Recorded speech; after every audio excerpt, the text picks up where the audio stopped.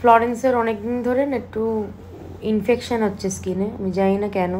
এই লেজটা দেখো অর্ধেক লোম কাটা আছে ইনফেকশানের জন্য।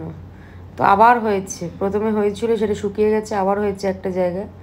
তো সেখানে ওষুধ দেবো আমি, বেটারডিন আর কি স্কিন বলে একটা ওষুধ আছে, দুটোকে পাঞ্চ করে দেওয়া হয়। তো দিলে মোটামুটি 2-3 দিনে শুকিয়ে যায়, কিন্তু এর রিপিটেডলি হচ্ছে, মানে যেই জায়গায় হচ্ছে সেটা শুকিয়ে যাচ্ছে, আবার নেক্সট জায়গাতে হচ্ছে। এই দেখো কি কত একটা জায়গায় ঘা মতো হয়েছে। যাই হোক, বর্ষাকালে এগুলো হয়। আর ল্যাজে হচ্ছে তার কারণ হচ্ছে ওরা তো বাথরুম করে, তো সেটা লাগায়, অনেক সময় জল ঘাটে, এগুলো আমাদের হাতে নেই। তো এটা যদি না সারে এরপর অ্যান্টিবায়োটিক দিতে হবে, ইঞ্জেকশন দিতে হবে।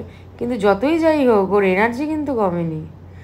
দেখো এনার্জিটা দেখো, ওষুধ দেওয়ার পরেই এনার্জি স্টার্ট, আবার শুরু হয়ে গেল। ওকে দেখে তুমি বুঝতে পারবে না ওর কিছু হয়েছে। পুরো ভিডিওটা দেখার জন্য থ্যাংক ইউ।